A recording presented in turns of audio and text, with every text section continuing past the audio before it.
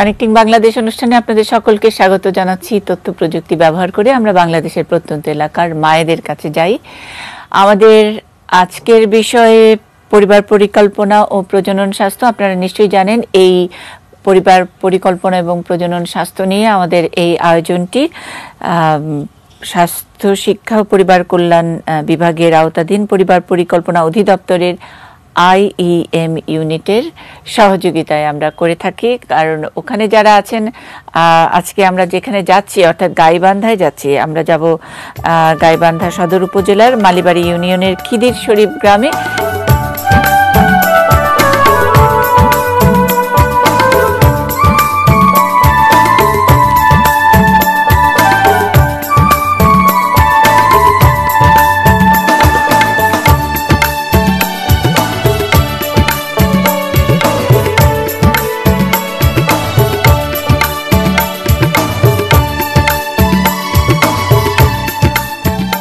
যারা আজকে আমাদের এই অনুষ্ঠানটি আয়োজন করতে সহযোগিতা করেছেন, ওখানকারই পরিবার পরিকল্পনার গাইবান্ধার উপপরিচালক মোহাম্মদ সাইফুল ইসলাম আছেন, ডাক্তার মোহাম্মদ রেদওয়ান ইসলাম আছেন, তারা সকলে সহযোগিতা করেছেন। আর আমার সঙ্গে উপস্থাপনায় সহযোগিতা করছেন মোসাম্মদ মাহবুবা খাতুন, তিনি উপজেলা পরিবার পরিকল্পনা কর্মকর্তা, গাইবান্ধা সদর উপজেলা। স্টুডিওতে আজকে পেয়েছি ডাক্তার জয়শ্রী সাহাকে, পপুলার মেডিকেল কলেজ ও হাসপাতালের স্ত্রীরোগ ও প্রসূতিবিদ্যা বিভাগের সহযোগী অধ্যাপক। অনেকে মনে করতে পারেন মনীষার ছোট বোন বা বড় বোন, একদমই নয়, কাকতালীয়। জয়শ্রী সাহা খুবই নামকরা একজন চিকিৎসক। এই স্ত্রী রোগ নিয়ে তিনি অনেকদিন ধরে কাজ করছেন। তার অনেক পেশেন্ট, এই করোনাকালেও তার কিছুদিন প্র্যাকটিস বন্ধ রাখতে হয়েছিল, কিন্তু তারপরে আর তার রক্ষা নাই। তিনি এখন তার সব রকমের প্রোটেকশন নিয়েও দিন রাত নারী স্বাস্থ্য সেবা দিয়ে যাচ্ছেন আর আমাদেরকে সময় দিয়েছেন, তার মূল্যবান সময়। কৃতজ্ঞতা জয়শ্রী আমাদেরকে সময় দেওয়ার জন্য। আমরা যেটা করি যে পরিবার পরিকল্পনা এবং প্রজনন স্বাস্থ্য নিয়েই কথা বলে থাকি। এই অনুষ্ঠান নিয়ে অনেক মায়েরা থাকেন, গাইবান্ধায় আজকে আছেন। আমরা এরকম বাংলাদেশের প্রত্যন্ত এলাকায় মায়েদের উঠোনে বসে, আজকে অবশ্যই একটি সুন্দর একটা গাছের তলায় বসেছেন। মাহবুব আপা, একটু বলেন, খুবই সুন্দর একটা জায়গায় আপনারা বসছেন আর সাজুগুজু করে অনেক সুন্দর লাগছে আপনাকে দেখতে। জি, ধন্যবাদ মুন্নি আপা। আমরা গাইবান্ধা সদর উপজেলার একটি দূরবর্তী ইউনিয়ন মালিবাড়ি ইউনিয়নে খিদির শরীফ গ্রামে আমরা একত্রিত হয়েছি আজকে কানেক্টিং বাংলাদেশে গাইবান্ধা পর্বে। আমরা কানেক্টিং বাংলাদেশের এই প্রোগ্রামে গাইবান্ধা সদর উপজেলার দূরবর্তী ইউনিয়ন হিসেবে মালিবাড়ি ইউনিয়নে আমরা সংযুক্ত হয়েছি। সেজন্য ATN নিউজকে এবং আমাদের পরিবার পরিকল্পনা অধিদপ্তর IEM ইউনিটকে অসংখ্য ধন্যবাদ এবং কৃতজ্ঞতা জ্ঞাপন করছি। আপনাকে কৃতজ্ঞতা। আর এই অনুষ্ঠানটি তো দেখেন নিশ্চয়ই, আপনার মানে যারা মায়েরা আজকে এসেছেন তারা তো নিশ্চয়ই দেখেন, আগে দেখেছেন কিনা বা কোনো উপকার হয় কিনা, এটা একটুখানি আমার জানার কৌতূহল। মানে অনেক আমাদের সহকর্মীরা বা আমরাও অনেক সময় একেবারে প্রত্যন্ত এলাকায় চলে যাই, কখনো কখনো আমি স্টুডিওতে থাকি, কখনো ওখানেও চলে যাই। তো যাদের জন্য এই অনুষ্ঠানটির আয়োজন তারা দেখার সুযোগ পান কিনা সেটাও আমার জানার একটু আগ্রহ। আর এই অনুষ্ঠানটি আমাদের ATN নিউজের একটা প্রোডাকশন, কিন্তু বাংলাদেশ টেলিভিশন মায়েদের জন্য শুধু, যাতে নাকি যাদের দূরবর্তী জায়গায় যেখানে স্যাটেলাইট কানেকশন নাই সেখানে যাতে মায়েরা এটা দেখে একটু উপকৃত হতে পারেন, সেজন্য বাংলাদেশ টেলিভিশনেও এই অনুষ্ঠানটি প্রচারিত হয়, একই জিনিস। তো সে কারণে আমার একটু জানার কৌতূহল। আপা, ওনারা কি দেখেন? জি, ধন্যবাদ আপা। আমাদের এখানে 32 জন রোগী এসছেন, আমি ওনাদের সাথে কথা বলেছি। ওনারা আমাকে জানিয়েছেন যে ওনারা ATN নিউজের কানেক্টিং বাংলাদেশ প্রোগ্রামটি দেখেছেন অনেকেই। আচ্ছা আচ্ছা আচ্ছা, নিশ্চয়ই। তাহলে তো আমাদের এই কষ্টটা অনেকখানি দূর হয় এবং সার্থকতা এখানে যে ওনারা দেখে যদি উপকৃত হন। আমরা আজকে শুরুতে কাকে দেখব? শুরুতে আমরা সীতারানী নামে এক গর্ভবতী কথা বলতে চাই। আচ্ছা, নমস্কার দিদি। নমস্কার, কেমন আছেন? কেমন আছেন? নামটা আরেকবার একটু বলেন। আমার নাম শ্রীমতী সীতারানী দাস। সীতারানী, আচ্ছা বলেন সীতারানী। আমার কোমরটা ব্যথা করে প্রচন্ড, আর বেশি হাঁটাচলা করলে পা ফুলে যায়। আচ্ছা, গর্ভবতী তো কয় মাস? 6 মাস। 6 মাস চলতেছে আর কি। আচ্ছা, এটার প্রথম বাচ্চা? হ্যাঁ, এটা আমার প্রথম বাচ্চা। প্রথম বাচ্চা। বয়সটা বলতে পারবেন আপনার? আমার বয়স 20। 20 বছর। বিয়ে হয়েছে কতদিন? 1.5 বছর হয়। স্বামী কি করেন? আমার স্বামী মেকানিক্স অটো সিএনসির কাজ করে। আর এই 6 মাসে কয়বার দেখাইছেন ডাক্তার? একবার দেখাছি, একবার চেক আপ করাছি আর কি। একবার চেক আপ করেছেন। আচ্ছা, কোমরটা ব্যথা করে এখন। আর দিদি এখন সীতারানীর জন্য কি বলবেন? সীতারানীকে অভিনন্দন। আপনার প্রেগন্যান্সি 6 মাস আপনি কিন্তু পার করে ফেলেছেন, ম্যাক্সিমাম সময় কিন্তু পেরিয়ে গেছে। কিন্তু এখন আপনার যে সমস্যাগুলো হচ্ছে, এই যে কোমরে ব্যথা, এবং এটা কিন্তু প্রেগন্যান্সিতে যত মানে আগাতে থাকে, প্রেগন্যান্সি ডিউরেশনটা, সময়টা যত আগাতে থাকে তত কিন্তু এই প্রবলেমগুলো মেয়েদের হয়। আর এই যে পা ফুলে যাওয়া, এটাও কিন্তু প্রেগন্যান্সি রিলেটেড। তবে খেয়াল করতে হবে, আপনি অবশ্যই আপনার নিকটবর্তী যে স্বাস্থ্যকর্মী বা ডক্টর আছেন তার কাছে গিয়ে প্রেশারটা চেক করাবেন। যদি ব্লাড প্রেশার 120/80 এর মধ্যে থাকে, বা উপরেরটাও 130, নিচেরটা 90 এর মধ্যে থাকে, তাহলে এই পা ফোলার সাথে প্রেশার নর্মাল থাকলে এটা নিয়ে ঘাবড়ানোর কিছু নেই। তবে অনেক ক্ষেত্রেই দেখা যায় পা ফোলার সঙ্গে অনেক মেয়েদের ব্লাড প্রেশারটা বাড়তে থাকে, তখন আমরা একটু চিন্তায় পড়ে যাই এবং তখন এটা হাই রিস্ক প্রেগন্যান্সি হয়ে যাচ্ছে। আদারওয়াইজ আপনার যদি ব্লাড প্রেশার ঠিক থাকে, তাহলে এখন যে পা ফুলে যাচ্ছে এটার জন্য আলাদা কোনো ওষুধের আসলে দরকার নেই। আরেকটা জিনিস খেয়াল করতে হবে যে আপনার রক্ত শূন্যতা হচ্ছে কিনা। আপনি রক্তের হিমোগ্লোবিন একটা টেস্ট করে দেখতে পারেন। আর তার সঙ্গে আমরা অবশ্যই সাজেশন দিব, এখন যেহেতু আপনি মিড ট্রাইমেস্টারে আছেন, 6 মাস পার করেছেন, আপনি নিশ্চয়ই বাচ্চা নড়াচড়া ঠিক মতো বুঝতে পারেন। একটা আলট্রাসোনোগ্রাফি যদি সম্ভব হয় তাহলে ভালো হয়। আলট্রাসোনোগ্রাফি করে আমরা বাচ্চার গ্রোথ, বাচ্চার সবকিছু ঠিক মতো তৈরি হয়েছে কিনা এটা একটু দেখে নিতে চাই। আর তার সঙ্গে আপনার জন্য অ্যাডভাইস হলো, আপনি বেশি করে আমাদের, যেহেতু আপনি গ্রাম এলাকায় আছেন, ওখানে কিন্তু অনেক ফ্রেশ শাকসবজি, ফলমূল এগুলো পাওয়া যায়, আপনি এগুলো বেশি করে খাবেন।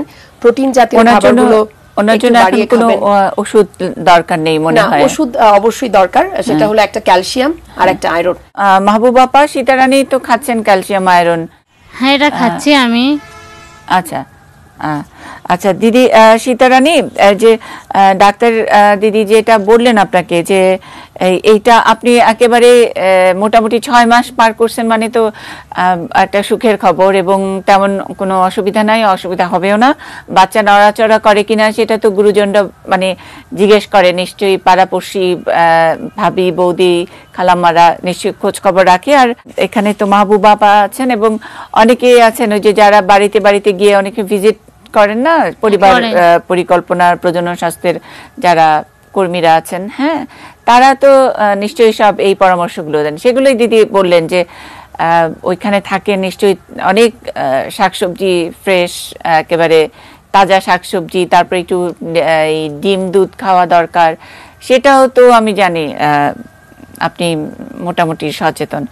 তো ক্যালসিয়াম আয়রন ছাড়া আর ওনার কোনো আসলে দরকার নেই। ব্যথা যদি খুব বেশি হয় তাহলে নাপা ট্যাবলেট খেতে পারে, এর বেশি কিছু দরকার হবে না। ঠিক আছে, আপনি মনে হয় অনেক ভালো আছেন, সুস্থ আছেন, অভিনন্দন আগাম, এবং আমরা নিশ্চয়ই খবর নেব আপনার সুস্থ একটা বাচ্চা হোক, আমরা সেই শুভকামনা আমাদের তরফ থেকে থাকলো। তারপরে মাহবুব আপা বলেন। এবারে কথা বলবেন নাজদিন। আচ্ছা, আসসালামু আলাইকুম আপা। ওয়ালাইকুম সালাম। নাজদিন, কেমন আছেন? হ্যাঁ ভালো, আপনি কেমন আছেন? এই তো ভালো আছি। কি সমস্যা? আমি দীর্ঘ 10 বছর থেকে ফেমিকন খাচ্ছি, তা এখন আমার মাসিক ক্লিয়ার হচ্ছে না। আর আমার শারীরিক সমস্যা, মাথা ব্যথা করে, চোখ ব্যথা করে, কোমরে ব্যথা, এই জন্যই আপনার সঙ্গে কথা বলতে চাই। এই বাচ্চা কয়জন? 2টা, একটা ছেলে একটা মেয়ে। ছোট জনের বয়স কত? ছোটটার বয়স চলতেছে 12 বছর। ছোট জনের 12 বছর। আর আপনি 10 বছর ধরে ফেমিকন খাচ্ছি? ফেমিকন খাচ্ছেন। তো ফেমিকনের মানে এটা কি আপনার মনে হয় যে ফেমিকন খাওয়ার পরে আপনার এই মাথা ব্যথা এগুলা শুরু হয়েছে, নাকি এখন এই কয়দিন ধরে? এখন কিছুদিন থেকে, এই 2 বছর থেকে আমার এই সমস্যা। আচ্ছা, বয়সটা আনুমানিক কত হবে? না 30 বছর। 30 বছর। আচ্ছা দিদি, নাজদিন আপার জন্য কি? আচ্ছা নাজদিন, আপনার তো 2জন বাচ্চা আছে, ভবিষ্যতে কি আরো বাচ্চা নেবার প্ল্যান আছে? আপনার তো এখন বয়স 30 বছর। জি না, আর নেব না। আচ্ছা, তাহলে আপনার জন্য আমার সাজেশন হচ্ছে ফেমিকন তো প্রায় 10 বছর খেলেন, আপনি এখন ফেমিকনটা বন্ধ করে আপনি দীর্ঘমেয়াদী কোনো পদ্ধতিতে যেতে পারেন, যেমন কপারটি নিতে পারেন। কিন্তু কপারটিতে যেটা সুবিধা যে এখানে তো কোনো হরমোন থাকে না, যার জন্য দেখা যাবে যে আপনার হয়তো মাথা ব্যথা বা আপনার এই যে মাসিকের পরিমাণটা একদম কমে যাচ্ছে, এইগুলো কিন্তু সলভ হয়ে যাবে। আপনার কপারটি দিলে এটা মাসে মাসে আপনার মাসিক হবে, এবং তার সঙ্গে যেহেতু এখানে কোনো হরমোন থাকে না, কাজেই যে সাইড ইফেক্টসগুলো আপনার ফেমিকনের জন্য হচ্ছে সেটা কিন্তু আপনি এগুলো থেকে রেহাই পাবেন। কপারটিটা হচ্ছে একটা জন্ম নিয়ন্ত্রণ পদ্ধতি, দীর্ঘমেয়াদী। এটা মেয়েদেরকে 10 বছর পর্যন্ত প্রোটেকশন দেয়।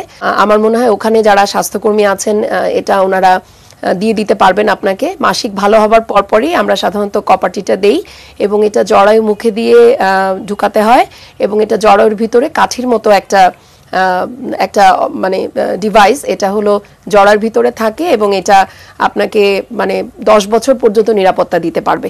10 বছর পরে জানেন তো নিশ্চয়ই না, এটা তো আশেপাশে সবাই অনেক গল্প করে যে কাঠি পরে নেবেন একটা জরায়ুতে, ঠিক আছে? আচ্ছা ঠিক আছে, এটা শুনছেন না, কাঠি পরে অনেকেই যে মানে এটা স্থায়ী পদ্ধতি বলে এটাকে, হ্যাঁ দীর্ঘমেয়াদী পদ্ধতি, হ্যাঁ মানে ওই তো অস্থায়ী কিন্তু একদম পার্মানেন্ট তো বন্ধত্বকরণ, কিন্তু ওনারা আবার অনেক সময় বলে যে একটু লম্বা সময়টাকে ওনাদের মতন করে বলে, হ্যাঁ।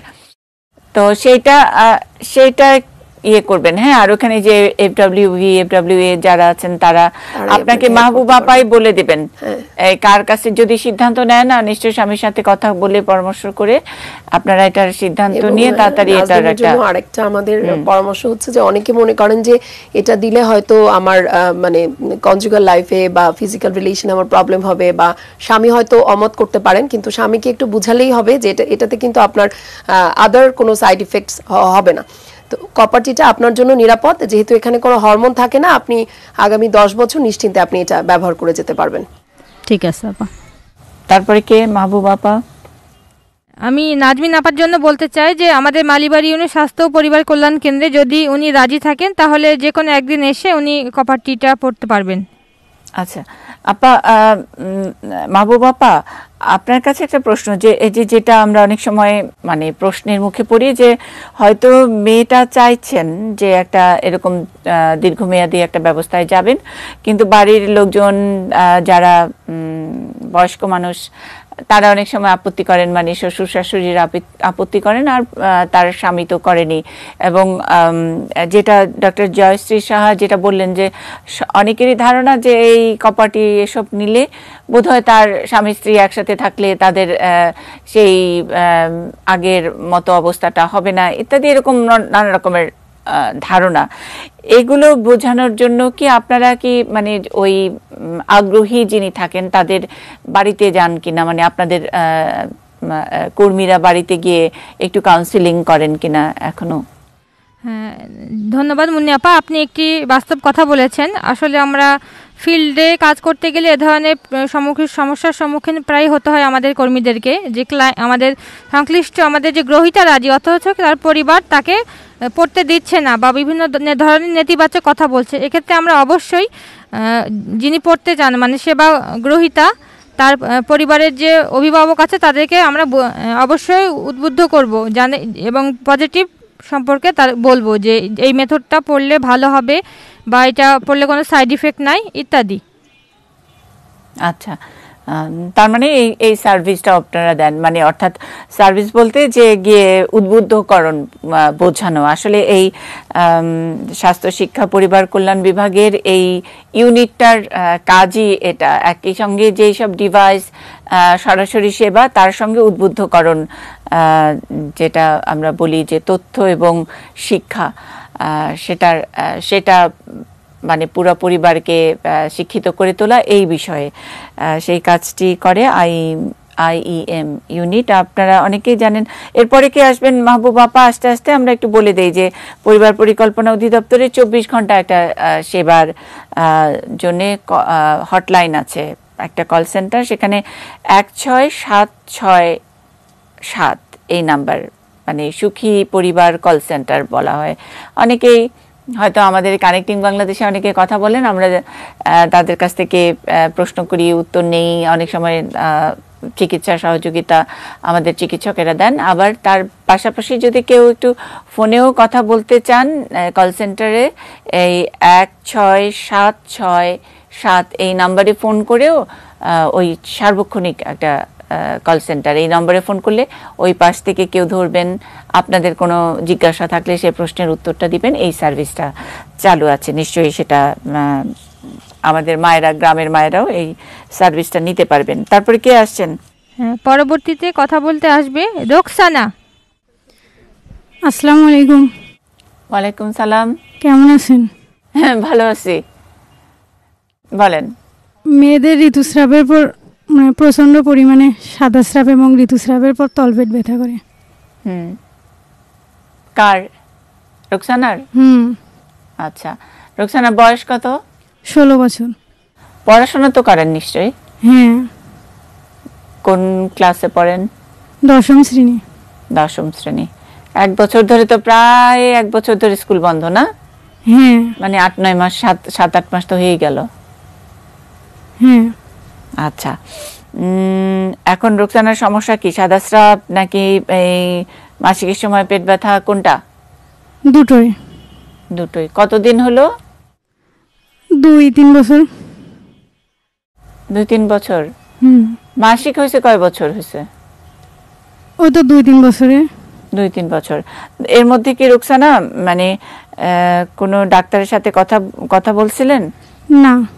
আর এমনি বান্ধবীদের সাথে কথা বলেন না? বান্ধবীরা স্কুলে সবাই মিলে একটু এই বিষয়টা নিয়ে তো আলোচনা, যে মাসিকের সময় কেমনি পরিষ্কার পরিচ্ছন্ন থাকতে হয়, প্যাড ব্যবহার করা, হ্যাঁ, যদি সামর্থ্য থাকে আর কি, নিশ্চয়ই আছে, মানে ওইটুকু তো। আর তা না হলে কাপড় ব্যবহার করলেও কত পরিষ্কার রাখতে হয়, রোদে শুকাতে হয়, এগুলি নিয়ে কথা হয় না?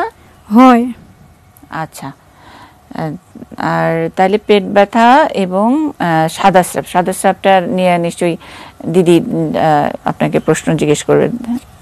রোকসানার জন্য কি? আচ্ছা, ধন্যবাদ রোকসানাকে। রোকসানার যে বয়স, এটা তো আসলে টিনেজ। আমরা বলি যে এই সময়ে কিন্তু মেয়েদের এই সমস্যাগুলো খুব কমন। তো রোকসানাকে দিদি অলরেডি যেটা বলে দিলেন, যে পরিষ্কার পরিচ্ছন্নতাটা এটা মেনটেন করতে হবে। মাসিকের সময় যদি কাপড় ব্যবহার করে থাকেন, সেটা পরিষ্কার পরিচ্ছন্ন ব্যবহার করতে হবে, এবং একবার ইউজ করা জিনিসগুলো নেক্সট টাইম আর ইউজ না করলেই ভালো। বা যদি প্যাড ব্যবহার করা সম্ভব হয় তাহলে আমি সেটার জন্য অ্যাডভাইস দিব। এবং তার সাথে হলো প্রতিদিনের পার্সোনাল হাইজিনটা মেনটেন করা। একদম যতবার টয়লেটে যাবেন ভালো করে মাসিকের রাস্তাটা পরিষ্কার করা, এটা হলেই সাদাস্রাব কমে আসবে। আর সাদাস্রাবের সাথে যদি গন্ধ চুলকানি কিছু থাকে, তাহলে আমি অবশ্যই বলবো যে এটা ইনফেকশনের লক্ষণ, এবং সেক্ষেত্রে কিছু অ্যান্টিবায়োটিক আমরা সাজেস্ট করে থাকি। আর মাসিকের সময় যে তলপেটে ব্যথা, সেটা আসলে মেয়েদের যখন প্রথম মাসিক শুরু হয় এরকম ব্যথা কিন্তু হয়। ব্যথাটা যদি শুধুমাত্র মাসিকের সময় হয়, মাসিক ভালো হয়ে গেলে কোনো ব্যথা নাই, বা শুধু মাসিকের প্রথম 2 দিন কষ্ট বেশি হচ্ছে, তাহলে এটা নিয়ে ভয় পাওয়ার কিছু নেই। এরকম অল্প ব্যথা মাসিকের সময় কিন্তু কম বেশি সব মেয়েদেরই হয়, বিশেষ করে যাদের প্রথম মাসিক শুরু হয়েছে। তোমার যেহেতু মাসিক হচ্ছে প্রায় 2-3 বছর, আস্তে আস্তে এটা আসলে কমে আসবে। আমরা অনেক সময় পেশেন্টদেরকে এটাও কাউন্সেলিং করি যে বিয়ে শাদী হয়ে গেলে বা একটা বাচ্চা হয়ে গেলে হয়তো এই প্রবলেমটা সলভ হয়ে যাবে।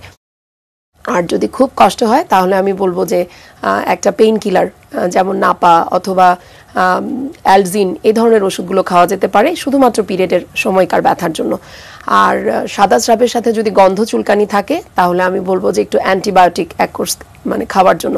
কিন্তু গন্ধ চুলকানি কিছু না থাকলে সাদাস্রাবটা কিন্তু ধরে নিতে হবে যে এটা মেয়েদের ফিজিওলজিক্যাল, অর্থাৎ এটা পরিবর্তনের মতোই। মেয়েদের যেমন মাসে মাসে মাসিক হয়, সাদাস্রাবও কিন্তু তার আগে পরে হবে, পরিমাণটা বেশি হবে, এটা স্বাভাবিক। ঠিক আছে রোকসানা, ধন্যবাদ। বোঝা গেল। আর রোকসানাকে আরেকবার আরেকটু বলি যে, আর দিদি তো অনেক কিছু বুঝিয়ে দিলেন, আমরাও বললাম পরিষ্কার পরিচ্ছন্নতা, তারপরে মাসিকের সময় ব্যথা, সাদাস্রাব, এগুলো নিয়ে যদি আরো প্রশ্ন থাকে, পরিবার পরিকল্পনা অধিদপ্তরের যে একটু আগে বললাম যে কল সেন্টার, সেই কল সেন্টার 16767 এই নাম্বারে ফোন করলে ওখানে অনেক লম্বা সময় ধরে শুনবে, আরো পাল্টা প্রশ্ন করবে, তারপর আবার এটার একটা কোনো সাজেশন। অনেক সময় আমরা ভুলে যাই না, যে মনে হয় যে প্রয়োজনের সময় কারোর সাথে একটু কথাটা বলি, তাহলে সেটা বলার জন্য সুখী পরিবার কল সেন্টারের যে নাম্বার এটা আমরা বলে দিচ্ছি 16767 নাম্বারে। হ্যাঁ, এখানে বন্ধুদেরও বলতে পারেন, আপনার ক্লাসে যারা পড়ে সবাইকে বলতে পারেন যে যদি কোনো অসুবিধা হয় যেন এখানে ফোন করে জেনে নিতে পারে অসুবিধার কথাগুলো। আমরা পরের রোগী দেখি মাহবুব আপা। হ্যাঁ, এবারে কথা বলতে আসবে রোকেয়া। আসসালামু আলাইকুম।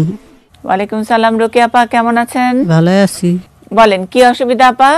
আমার এই কোমরের সমস্যা, কোমর কিটকিটে, শুলে। 35 বছর বয়স, উনি ইনজেকশন নাই, ওনার কোমরে ব্যথা করে তাই বলছে।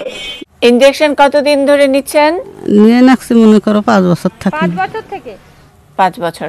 আর ব্যথাটাও কি 5 বছর ধরে? না না, ব্যথাটা হয়েছে মনে করো এটি 2 বছর থাকি। 2 বছর ধরে। মানে এটা কি আপনার ওই যে কোমরে একটু বাতের ব্যথা, বয়সের ব্যথা, নাকি ওই ইনজেকশনের কারণে ব্যথা? সমস্যা নাই, সমস্যা ইনজেকশন নিয়ে সমস্যা। ও আচ্ছা, এটা মনে হয় কেউ বলে দিছে, ইনজেকশন নিলে তো এরকম কোমর ব্যথা হওয়ার কথা না। আচ্ছা যাই হোক আপা, দিদি এখন আমাদের রোকেয়া আপাকে একটু বলেন ইনজেকশনের কারণে কি ব্যথা হয়? আচ্ছা রোকেয়া, আমি একটু জানতে চাচ্ছি, আপনি তো গত 5 বছর ধরে ইনজেকশন নিচ্ছেন, আপনার কি মাসিক বন্ধ আছে নাকি প্রতি মাসে হয়? না, ওটা বদ্ধ আছে, মাসিক বন্ধ আছে। তো এটাও একটা আসলে রোকেয়ার জন্য সাইকোলজিক্যাল একটা প্রেসার যে 35 বছর বয়সে রোকেয়ার এখন মাসিক বন্ধ আছে। ইনজেকশনের সবচেয়ে বড় সাইড ইফেক্টস এটা। বেশিরভাগ মেয়েরাই আমাদের কাছে আসেন যে যারা অনেক দিন ধরে ইনজেকশন নিচ্ছেন, হয়তো পিরিয়ড বন্ধ হয়ে গেল, তো এটা 35 বছর বয়সে ওনার জন্য কিন্তু একটা বেশ বড় সাইকোলজিক্যাল বার্ডেন আমি বলবো। তো তবে দিদি সত্যি কথা কি, মানে ওনারা আসলে আমরা যেটা বলছি যে অনেকে আমরা জানি যে আচ্ছা একটা সার্টেন এজের পরে এই পিরিয়ড বন্ধ হবে ইত্যাদি, ওনারা অনেকে এই এইজ ইয়েটা জানেন না যে কত বছর বয়স থেকে এই মাসিক মেনোপজটা হবে। আসলে মহিলাদের মেনোপজ আমাদের দেশের পার্সপেক্টিভে আমরা আসলে ধরি এভারেজ হলো 50 থেকে 52 এরকম। তো এই বয়সের আগে, মানে উনি যেটা বলছেন রোকেয়া, ওনার বয়স যদি আসলে 35 হয়, গ্রামের মানুষ তো অনেক সময় দেখা যায় হয়তো 40ও হতে পারে, তো তারপরেও এই বয়সে কিন্তু ওনার মাসিক পুরোপুরি বন্ধ হওয়ার কথা না। এখন ওনার যেটা হচ্ছে এটা হলো ইনজেকশনের কারণে। তো এখন আমরা যেটা করতে পারি, আমরা ওনাকে ইনজেকশনটা বন্ধ করে দিলে ওনার হয়তো মাসিক আবার শুরু হবে। তখন ওনাকে আমরা দীর্ঘমেয়াদী পদ্ধতি যেমন চামড়ার নিচে কাঠি দেয়া বা জরায়ুতে কাঠি পরানো, এগুলো আমরা ওনাকে সাজেস্ট করতে পারি। বা উনি কিছুদিন আবার রেগুলার যে বড়িগুলো পাওয়া যায় পরিবার পরিকল্পনা স্বাস্থ্য কর্মীরা যে ওষুধগুলো সাপ্লাই দেয়, মানে খাবার বড়ি পিল যেটা, ওটাও কিন্তু উনি কিছুদিন খেয়ে তার সাইকেলটা রেগুলার করতে পারে। তাইলে আমার মনে হয় কি এই পরামর্শটা হয়ে গেল রোকেয়া আপার জন্য, পরামর্শটা মাহবুব আপাকে যদি আমরা একটু বুঝিয়ে দিই, তাহলে উনি তো মানে উনি গাইড করতে পারবেন যে মাহবুব আপা আপনি এখন ডাক্তারি করবেন, ওই এর সঙ্গে আমাদের রোকেয়া আপাকে আপনি বুঝিয়ে দিবেন। দিদি আরেক কিছু কি বলতে হবে? আরেকটু বলবো যে অবশ্যই মানে আপনি যেহেতু গ্রামে আছেন, আপনি কিন্তু প্রতিদিন দুধ, ডিম এবং শাকসবজি, ফলমূল এগুলো খাবেন। শরীরে ক্যালসিয়ামের ঘাটতি হলেও কিন্তু এরকম মানে কোমরের হাড় ক্ষয় হয়ে যাওয়া অথবা কোমর ব্যথায় প্রবলেমগুলো হবে। কাজেই শুধু পরিবারের লোকের যত্ন না, আপনার কিন্তু নিজের ব্যাপারেও আপনাকে একটু যত্নশীল হতে হবে। আপনি খেয়াল করবেন প্রতিদিন যেন 1 গ্লাস দুধ, অন্তত একটা করে ডিম আপনি যাতে খেতে পারেন, আপনি সেইটুকু ব্যবস্থা নিজের জন্য করবেন। সাথে আপনার গ্রামে তো আসলে অনেক তাজা মাছ, শাকসবজি, ফলমূল পাওয়া যায়, সেগুলোও আপনি নিয়মিত খাবেন। আর আমার মনে হয় ইনজেকশনটা এখন বন্ধ করে আপনি অন্য আরেকটি পরিবার পরিকল্পনা পদ্ধতি গ্রহণ করেন, যেগুলো আমি বললাম, বা ওখানে মাহবুবা আছেন আপনাকে হেল্প করতে পারবেন। তাহলে আপনার মাসিকটা যদি আবার হয়, মাসে মাসে মাসিক হয়, তাহলেও হয়তো এই প্রবলেম অনেকটা সলভ হয়ে যাবে। ধন্যবাদ। ঠিক আছে রোকেয়া আপা? ঠিক আছে। আচ্ছা, কিছু না বুঝলে কিন্তু আবার প্রশ্ন করবেন, মানে কোনোটা যদি না বুঝেন আবার যদি বলেন যে আপনার আরেকটু কিছু বলার আছে বলতে পারেন। হ্যাঁ, না কোনো অসুবিধা নেই। অসুবিধা নেই। অনেক ধন্যবাদ। তারপরে কে আসবেন? এই পর্যায়ে কথা বলতে আসবে লিপি। আমার একটা প্রশ্ন ছিল,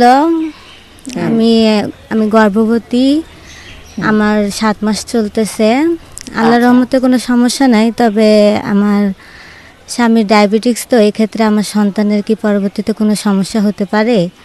বাহ, এটা কি প্রথম বাচ্চা লিপি আপা? হ্যাঁ, এটা আমার প্রথম বাচ্চা। বয়স কত? আমার 27 বছর বয়স। 27 বছর। হ্যাঁ। প্রথম বাচ্চা। স্বামী কি করেন? আমার স্বামী ব্যবসা করে। ব্যবসা করেন। আচ্ছা, মানে বাচ্চা কি এই প্রথম চেষ্টা করে বাচ্চা নিলেন নাকি আগে হয়েছে বা কিছু? এর আগে হয়েছিল, এমনি নষ্ট হয়ে গেছে, পরে এটা অনেকই করার পর এটা বাচ্চাটা। আচ্ছা, তাহলে মানে এর আগে কত বছর আগে থেকে আপনারা, মানে প্রথম বাচ্চাটা আপনার কত বছর বয়সে হয়েছে, মানে পেটে আসছিল? এই 4 মাস ছিল এর আগে। 4 মাস ছিল, মানে কত বছর আগে? আপনার তো এখন বয়স 27, আপনার ধরেন তখন কত ছিল, 20-22 এরকম? না, 20-22 না, এই বছরে মানে 4 মাসে বাচ্চা নষ্ট হওয়ার পরে এই বাচ্চাটা আমার হয়েছে। আচ্ছা, তারপরে এটা এখন 7 মাস পার হয়ে গেছে, সবকিছু ঠিক আছে তো না এখন? কারণ কি, একবার যেহেতু ওরকম একটা দুর্ঘটনা হয়েছে, সেই কারণে শুরু থেকে অনেক সাবধান থাকতে হয়। সেটা তো আপনি দেখাইছেন তো না? হ্যাঁ, ডাক্তার দেখাইছি। আর একটা সমস্যা, কয়বার ভিজিট করছেন, কয়বার মানে দেখাইছেন? চেক আপ করাইছি 2 বার, 4 মাসে একবার করাইছি, 6 মাসে একবার করাইছি। মানে পুরো যখন নাকি মানে বাচ্চা গর্ভে আসার পর থেকে 4 বার সরকারি নিয়ম কিন্তু আছে, এবং এই পুরো পরীক্ষাটা চেক আপের জন্য কিন্তু সরকার ব্যবস্থা করেছে আমাদের বাংলাদেশের মেয়েদের জন্য। কোনো পয়সা লাগে না, কিছু লাগে না। আর এখানেই তো আপনার ওই যে মাহবুবা আপা যেখানে কাজ করেন, সেই ইউনিটি এই কাজটা কিন্তু করে। যারা আবার আসতে পারেন না, অসুবিধা থাকে, তাদের জন্য বাড়িতে বাড়িতে যান, স্যাটেলাইট ক্লিনিকের ব্যবস্থা আছে। মানে এক জায়গায় অনেক মায়েদেরকে একসঙ্গে একটা ডেট দিয়ে দেয়, ওই দিন এসে দেখেন, এরকম তো আছে, তাই না? আমি জানি আপনারা সবাই এগুলো জানেন, কিন্তু তারপরে বারবার করে একটু মনে করিয়ে দেওয়া। আমরা তাইলে লিপি আপার জন্য প্রশ্নটা কিন্তু অনেক ইন্টারেস্টিং, যে ওনার স্বামীর ডায়াবেটিস আছে, এটাতে ওনার আসলে বাচ্চার কোনো সমস্যা হবে কিনা? যেহেতু লিপির একটা বাচ্চা 4 মাসে নষ্ট হয়ে গেছে, বোঝাই যাচ্ছে যে গর্ভস্থ শিশুটি নিয়ে লিপি খুব চিন্তার মধ্যে আছে। এটাই স্বাভাবিক, কারণ আমরা কিন্তু সবাই চাই লিপি বা লিপির আশেপাশে যারা আছে, লিপির ফ্যামিলি মেম্বার সাথে আমরা সবাই চাই যে আপনার পুরো মাস শেষে একটি সুস্থ সুন্দর বাচ্চা ডেলিভারি হোক। আপনার জন্য অনেক শুভকামনা রইল। আর তার সাথে আরেকটি কথা আমি বলবো, যেহেতু আপনি ওখানে দিদি যেটা বলে দিলেন যে গভর্নমেন্টের নিয়ম অনুযায়ী যে 4টা চেক আপ আপনি অবশ্যই করাবেন। আর আপনার ভয় দূর করার জন্য বলছি, আপনার স্বামীর ডায়াবেটিস আছে বলেই যে আপনার বা আপনার গর্ভস্থ শিশুটির ডায়াবেটিস হবে এমন কিন্তু কোনো কথা নেই। ডায়াবেটিসটা আসলে ফ্যামিলিয়াল বা জেনেটিক ডিজিজ আমরা জানি, কিন্তু যদি আপনার বাবা মা কারো ডায়াবেটিস থেকে থাকে, তাহলে আপনার ডায়াবেটিস হবার ঝুঁকিটা বেশি। তবে ভয় কিন্তু একটা থেকেই যায়, যেহেতু আপনার প্রথম বাচ্চাটি 4 মাসে অ্যাবর্শন হয়ে গেছে, আমরা তো জানি না তখন আপনার ডায়াবেটিস হয়েছিল কিনা। স্বামীর ডায়াবেটিসের জন্য আপনার ডায়াবেটিস হবে না, কিন্তু আপনার কিন্তু শুধুমাত্র প্রেগনেন্সিতেই ডায়াবেটিস হবার ঝুঁকি আছে। মেয়েদের কিন্তু আগে হয়তো কোনো ডায়াবেটিস ছিল না, কিন্তু প্রেগনেন্সিতে প্রথমবারের মতো ডায়াবেটিস ধরা পড়ে। এটা কিন্তু হতে পারে, কিন্তু সেটা স্বামীর কারণে না। তাই আমার মনে হয় আপনার একটু ডায়াবেটিসটা ওখানে চেক করে নেওয়া উচিত, যে আপনার ব্লাড সুগারটা নর্মাল আছে কিনা। হ্যাঁ, আপনার ব্লাড সুগার যদি নর্মাল থাকে, তাহলে গর্ভস্থ বাচ্চাটিও কিন্তু ভালো থাকবে। আর ডেলিভারির পরে যেহেতু আপনার হাজবেন্ডের আছে, বাচ্চার ফ্যামিলিয়াল যেহেতু বাবার আছে, বাচ্চার হতে পারে সেটা ভবিষ্যতে। এখন আপনার গর্ভে থাকাকালীন কিন্তু বাবার কারণে ডায়াবেটিস হবে না। তবে শুধুমাত্র প্রেগন্যান্সিতে যেহেতু মেয়েদের ডায়াবেটিস হবার একটা ভয় থাকে এবং আপনার আগের হিস্ট্রিটা ভালো না, সেজন্য আমার মনে হয় আপনার এখন ওজিটিটি আমরা একটা টেস্ট করি, এটা দিয়ে আমরা বের করতে পারবো যে আপনার প্রেগন্যান্সিকালীন কোনো ডায়াবেটিস হবার ভয় আছে কিনা বা অলরেডি হয়ে গেছে কিনা। তারপর সেই অনুযায়ী চিকিৎসা নিলে আপনি বা আপনার গর্ভস্থ বাচ্চাটি কিন্তু ভালো থাকবে। লিপি আপা, আপনাকে এই পরামর্শটা যিনি দিলেন, ডাক্তার জয়শ্রী সাহা, হ্যাঁ, উনি স্ত্রীরোগ বিশেষজ্ঞ এবং খুব ভালো ডাক্তার, তার অনেক নাম ডাক, এবং এই যে ডায়াবেটিস নিয়ে কিন্তু অনেক কথা বললেন। তার স্বামী আমাদের বাংলাদেশের একজন নামকরা এন্ডোক্রাইনোলজিস্ট। সুতরাং একেবারে খুবই মানে এই বিষয়টা নিয়েও তিনি এত ইন্টারেস্টিং, এত সুন্দর করে বললেন, মানে একটা যদিও কাকতালীয় ব্যাপারটা, এরকম প্রশ্ন আমরা খুব একটা পাই না যে পেটের বাচ্চা ডায়াবেটিস আক্রান্ত হবে কিনা, এবং পড়বি পর মালির ঘাড়ে আর কি। ডক্টর জয়শ্রী সাহার কাছেই আমরা ডক্টর ইন্দ্রজিৎ নাম আমরা জানি যে উনি খুবই নামকরা একজন এন্ডোক্রাইনোলজিস্ট, তার ভিড় করে আর কি সবাই ওনার কাছে গিয়ে দেখায় যাদের ডায়াবেটিস, তাদের হরমোনের অসুবিধা আছে। সুতরাং আমরা দিদির নাম্বারও আপনার কাছে দিয়ে রাখবো। হ্যাঁ, ঠিক আছে, যে কোনো অসুবিধায় আপনি ফোন করতে পারবেন। আচ্ছা ঠিক আছে, হ্যাঁ ধন্যবাদ আপনাকে। আচ্ছা আচ্ছা, এ পর্যায়ে কথা বলবেন আমাদের গাইবান্ধা জেলা পরিবার পরিকল্পনা বিভাগের উপপরিচালক জনাব মোহাম্মদ সাইফুল ইসলাম স্যার। আসসালামু আলাইকুম সাইফুল ভাই। আসসালাম। জি দিদি ভালো আছেন? ভালো আছেন? জি জি আছি, আমিও আলহামদুলিল্লাহ ভালো আছি। জি, আমরা এই এতক্ষণ ধরে যে কথাবার্তা বলছিলাম, পেশেন্টদের কথা শুনছিলাম, এর মধ্যে ডক্টর জয়শ্রী কিন্তু 2-3বারই আমার সঙ্গে একটু আলাপ করছিলেন যে খুবই অর্গানাইজ, খুবই গোছানো। আপনার এখানে পেশেন্টরা যারা আসছেন অনেক সচেতন। এটার পেছনের মানুষ হিসেবে আপনাকে একটু মানে কংগ্রেচুলেট করার জন্যই আমি সামনে ডাকলাম যে একটু কথা বলেন কিভাবে করেন আপনারা এরকম। আর এই করোনার সময় তো এটা বেশ সচেতন দেখলাম। জি দিদি, ধন্যবাদ আপনাকে। আসলে গাইবান্ধা আপনি জানেন যে বাংলাদেশে একেবারে প্রত্যন্ত জেলাগুলোর একটি হলো গাইবান্ধা, এবং এখানে 165টির উপরে চর রয়েছে এবং জি, এবং সেখানে প্রায় 4.5 লক্ষ মানুষ বাস করে।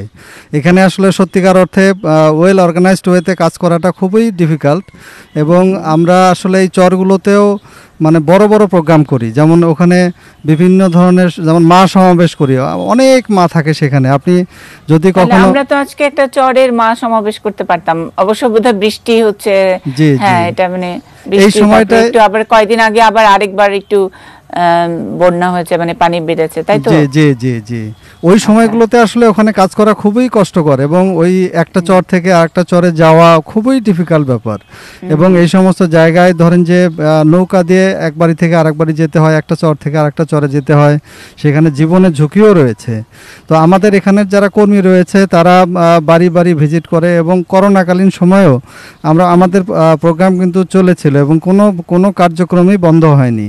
এবং আপনি জেনে অত্যন্ত খুশি হবেন যে আমাদের যে মাতৃসদনটি রয়েছে এখানে করোনাকালীন সময়েও প্রতি মাসে 150-র উপরে ডেলিভারি হয়েছে, এবং গত মাসেও আমাদের 230টি ডেলিভারি হয়েছে, এবং অ্যাভারেজ এখানে 3500 ডেলিভারি হয় আমাদের মাতৃসদনে। তাছাড়া করোনাকালীন সময় আমাদের স্বাস্থ্য ও পরিবার কল্যাণ কেন্দ্রগুলো সব সময় চালু ছিল, এবং আমাদের কর্মীরা নিজেদের সেফটি ঠিক রেখে সার্বক্ষণিকভাবে সেবা দিয়ে গেছেন। এবং কিন্তু পরিবার পরিকল্পনা মানে গ্রহণের ব্যাপারে যে একটা পরিবারটা ছোট রাখতে হয়, সেই ব্যাপারে তো মানে চরের মানুষই বলি আর শহরের মানুষই বলি, গাইবান্ধার ওনারা তো একটু সচেতন, এবং আপনাদের এরকম এক্সটেন্সিভ কার্যক্রম, আপনারা নিবেদিত প্রাণ কর্মী ওই জায়গার মানুষেরা, তো সেই ব্যাপারে সচেতনতা তো নিশ্চয়ই আছে। মানে ঘরে ঘরে তো 5টা 6টা 7টা বাচ্চা এরকম তো নয়। না না না না দিদি, ওই ধরনের অবস্থা এখন গাইবান্ধায় নেই। চর অঞ্চলে, চর এলাকাগুলো তো আমাদের যে বিশেষ ক্যাম্পেইন হয়, আমাদের কর্মী তো রয়েছেই, তাছাড়া আমরা ওখানে বিভিন্ন ধরনের ক্যাম্পের আয়োজন করি। যেমন আপনাকে মা সমাবেশের কথা বললাম, অনুরূপভাবে ধরেন যে স্থায়ী এবং দীর্ঘমেয়াদীর ক্যাম্পগুলো করি। স্যাটেলাইট ক্লিনিকগুলো ওখানে আরও জোরদার করা হয় যাতে করে কোনোভাবেই কোনো মা বঞ্চিত না হয়, এই চেষ্টা আমরা করি। তবে আমাদের কিছু কিছু ক্ষেত্রে কিছু সমস্যাও হয়, যেমন চর এলাকাগুলোতে আপনি শীতকালে যেমন পৌঁছতে খুবই কষ্টকর হয়ে যায়, অনেক চর হেঁটে নদী পার হয়ে আবার অন্তত 1.5-2 কিলো কোথাও কোথাও হাঁটতে হয়। আবার বর্ষাকালে ধরেন যে ওভার ফ্লাড হয়ে যায়, তখন পানি আর পানি। তো এই সমস্ত সময়গুলোতে একটু কাজের অসুবিধা হয়, কিন্তু আমাদের কর্মীরা নিরলসভাবে কাজ করে যাচ্ছেন। এবং আচ্ছা সাইফুল ভাই, এটার সমাধান কি? মানে ব্যাপারটা কি এরকম হয় যে নির্দিষ্ট একটা চরে 2-3জন আপনাদের স্টাফ যদি থাকে সেটাতে সুবিধা হয়, নাকি কেন্দ্রে স্টাফরা থাকবেন এবং তাদের জন্য ধরেন শ্যালো নৌকার ব্যবস্থা, মানে ট্রান্সপোর্টের ব্যবস্থা, অথবা যখন নাকি ড্রাই সিজন তখন মোটর বাইকের ব্যবস্থা, কোনটা করলে সুবিধা হয়? কিন্তু সার্ভিসটা তো দিতেই হবে, তাই না? জি জি জি জি দিদি, আসলে ওই সময়গুলোতে যখন শীতকাল হয় তখন আসলে মোটর বাইকও চলে না, তখন পা ছাড়া কোনো উপায় থাকে না। আচ্ছা, হ্যাঁ, নদীটুকু, জি জি, তো আমরা আমাদের অনেক সময় আমাদের এখানে এনজিও কিছু রয়েছে, সেই এনজিওগুলো আমাদের সহায়তা করে, বিশেষ করে আমাদের এখানে বোট সাপোর্ট দেয়, মানে নৌকা সাপোর্ট দেয় এনজিও। তো এগুলো আমরা সুবিধা পাই তাদের কাছ থেকে। আর আমরা তো ওই যে আমাদের নির্ধারিত কেন্দ্রগুলো তো চালু আছেই, কিন্তু সমস্যা হলো যে কিছু কিছু চর আছে যেখানে ধরেন যে ভেঙে যায়। তো চর তো আপনি জানেন যে এক জায়গা থেকে ভেঙে আবার আরেক জায়গায় চলে যায়। সেক্ষেত্রে অনেক সময় আমাদের কেন্দ্র যেমন 2টা জায়গায়, মানে USNFWC ভেঙে গেছে, আবার কমিউনিটি ক্লিনিকও 2-1 জায়গায় ভেঙে গেছে, 2-1 জায়গায় হুমকির সম্মুখীন। এই সমস্ত কারণে আসলে স্থায়ী কেন্দ্র রেখে সেবা দেওয়াটা ওই সমস্ত জায়গায় খুবই কষ্টকর। সেখানে বাড়ি বাড়ি গিয়ে সাইফুল ভাই আমরা জানি কিন্তু এরকম আরো অনেক জায়গা আছে, চাঁদপুরের দিকেও, চাঁদপুরের ভিতরেও যে অনেক ওই যে মেঘনা নদীর ভিতরে এদিক সেদিক অনেক ছোট ছোট চর আছে, সেইখানেও ওনারা ভাবছেন যে ফ্লোটিং কেন্দ্র আর কি করা, যে বর্ষার সময় ওটা হয়তো মানে বাঁশের উপরে বা ওই যে ফ্লোটিংটা যেমন করে তৈরি করা যায়, এরকম অনেক চমৎকার চমৎকার মানে আইডিয়া আপনাদের বিভাগের মানুষেরাই অনেকে করছেন, হয়তো প্রজেক্টও দিচ্ছেন, সরকারকে লিখছেন, আপনারাও ভাবতে পারেন। কিন্তু খুব সুন্দর, এবং এগুলার খুব ভালো এক্সপোজার, ইন্টারন্যাশনাল কমিউনিটি এই সব অভিনব মানে কি বল উদ্ভাবনীকে খুব অ্যাপ্রিসিয়েট করেন। তারা খুব মনে করেন যে এগুলা আসলে হওয়া দরকার। বর্ষার সময়, শুষ্ক সময়ে ওইটা কোথাও এক জায়গায় অ্যাঙ্কর করা থাকবে, আবার যখন পানি আসবে তখন এটা যাতে নৌকার মতো করে বিরাট বড় ভেলার মতো ওই রকম কেন্দ্রের কথা ভাবছেন। যাই হোক, অনেক ভালো কাজ করেন আপনারা, বিশেষ করে এই যে মাস্ক এবং এগুলো দেখে ডক্টর জয়শ্রী কিন্তু খুবই অ্যাপ্রিসিয়েট করছিলেন যে খুব চমৎকার। আপনাদের অনেক ধন্যবাদ সাইফুল ভাই, এত সুন্দর করে অর্গানাইজ করে দেওয়ার জন্য। আমরা আপনাদের জন্য এত সুন্দর করে অনুষ্ঠানটি করতে পারছি। ধন্যবাদ দিদি আপনাকেও, গাইবান্ধার মতো এরকম একটা প্রত্যন্ত জেলাকে সিলেক্ট করার জন্য, এবং আপনাদের এই সমস্ত কাজ আমাদেরকে অনুপ্রাণিত করবে। আমরা কিন্তু আপনাদের চাহিদা মতোই সিলেক্ট করি। আপনারা যখন যোগাযোগ করা শুরু করেন যে আমাদের এখানে আসেন, আমাদের এখানে আসেন, তখন আমরা আমাদের টিম নিয়ে হাজির হয়ে যাই। আশা করি আপনার অন্যান্য জায়গার যারা সহকর্মীরা আছেন তারাও আপনার মতো এতটা উদ্যমী এবং এত সুন্দর গুছিয়ে কাজ করার জন্য আমাদেরকে সারাক্ষণ ব্যস্ত রাখবে। আমরা এটাতে অনেক খুশি হই। অনেক ভালো থাকবেন, কৃতজ্ঞতা আবারও সাইফুল ভাই। জি ধন্যবাদ দিদি আপনাকে। মাহবুবা আপা, আমরা মানে অনেকেই আছেন, এই 30-35 জন মা এবং কিশোরীরা আছেন। তো আমরা কথা অল্প কয়েকজনের সঙ্গে বলতে পেরেছি, সবার সঙ্গেই কথাটা চালিয়ে যাব, এবং ওনারা নিশ্চয়ই চান যে যেই কথাটা আমরা বলি ওনাদের কথাটা অন্য সবাই শুনুক, এই সমস্যাটা নিয়ে শেয়ার করুক বাংলাদেশের অন্য অন্য এলাকায় যারা দেখছেন এই অনুষ্ঠানটি। সুতরাং আপনার সঙ্গে আমরা কথা চালিয়ে যাব মাহবুবা আপা, থাকেন। আমরা টেলিভিশনের যে নির্দিষ্ট সময় থাকে, যে একটা 40-47 মিনিট আমরা এই অনুষ্ঠানটি করি, এই সময়টার মধ্যে তো যেটুকু হয়েছে সেটুকুর জন্য বিদায় নিচ্ছি। অন্য জায়গার দর্শকদের কাছ থেকে আপনি থাকছেন। আমরা আবারও আপনাদের সঙ্গে কথা যেটা চলবে সেটি নিয়ে আগামী পর্বে হাজির হব এই একই জায়গায়। সেই পর্যন্ত নিশ্চয়ই এটি নিউজের সঙ্গেই থাকবেন।